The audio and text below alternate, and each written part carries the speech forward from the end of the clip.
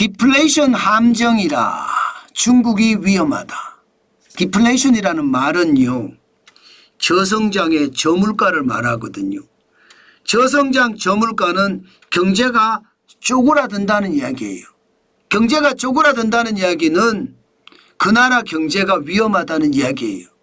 중국의 소비자 물가든 생산자 물가든 계속 떨어지는 것을 보면 중국이 위험하다 이렇게 얘기해도 틀리지 않습니다. 중국 지도부가 이야기하는 것과 시장에서 보는 것은 굉장히 판이하게 다릅니다. 실제로 보면요, 중국 소비자 물가 3개월 연속 마이너스입니다. 2025년 2월에 마이너스 0.7%, 3월에도 마이너스 0.1%, 4월에도 마이너스 0.1%예요. 여러분, 수요가 많으면 소비자 물가는 올라가요. 수요가 적으면요, 소비자 물가는 떨어지잖아요. 수요가 적다는 이야기. 수요가 적다는 이야기는 여러분도 알다시피 경제가 침체 국면에 들어섰다 이렇게 이야기할 수 있다는 겁니다. 침체 국면에 들어섰다. 문제는 여러분, 소비자 물가면 소매 물가잖아요. 많은 일반인들이 물건을 사는 걸 말아요. 그런데 도매 물가는 더 심각합니다.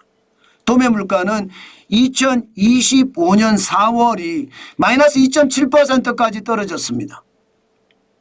2016년 이후 가장 긴 하락세거든요. 2022년 10월 이후에 31개월째 마이너스 행진입니다. 생산자 물가가 도매 물가잖아요. 도매 물가가 31개월 동안 마이너스. 결국 말입니다. 제조업체가, 그죠? 제조업체가 이게 도매로 도매상한테 넘기는데 이거 말입니다. 쉽게 말하면 싸게 그냥 넘긴다. 예.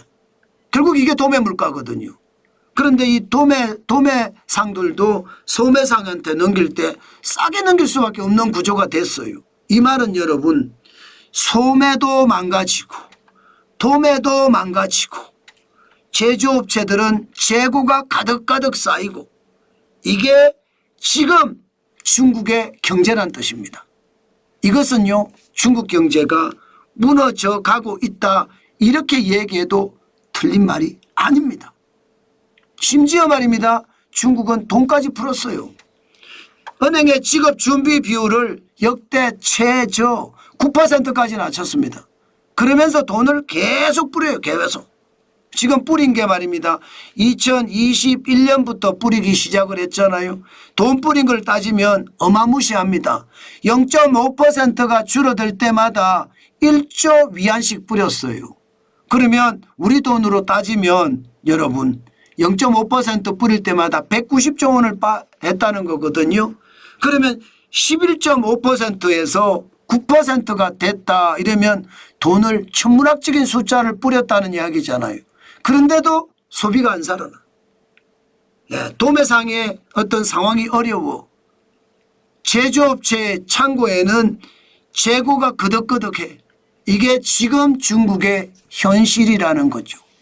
문제는 여기에서 끝나지 않습니다. 미중 충돌, 미중 관세 전쟁은 이제 이 상황을 더욱 키울 거예요.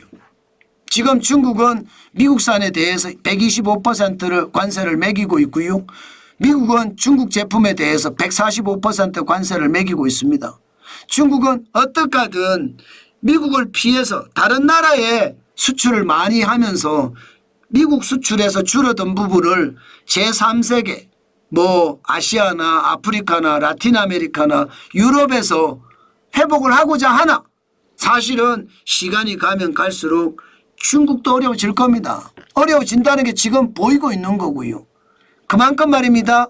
중국 경제가 꼬꾸라지고 있다 이렇게 얘기해도 틀리지 않습니다.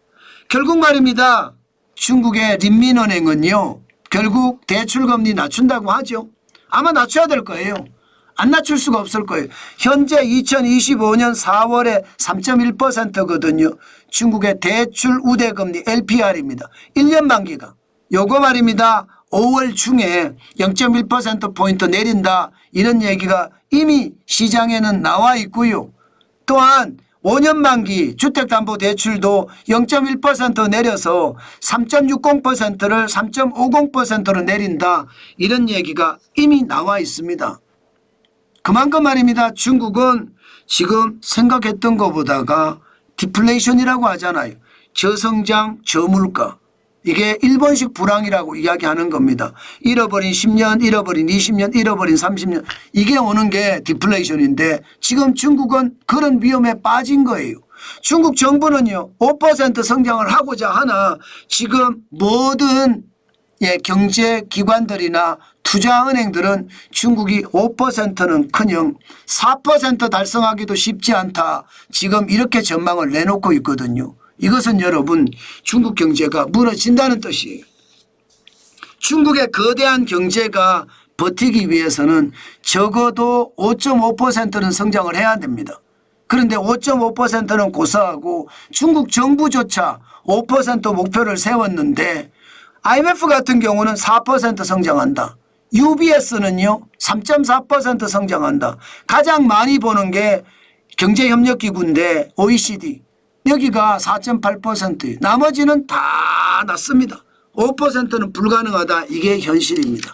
결국 중국 경제는요 겉으로는 멀쩡한 것 같지만 속은 골마 터지고 있다. 이러다가 펑 하고 터지는 것은 아닌가 저는 그렇게 보고 있습니다. 그만큼 중국의 상황 예상보다는 더 위험한 상황이다. 이 말씀 여러분들에게 또 한 번 강조해서 드립니다.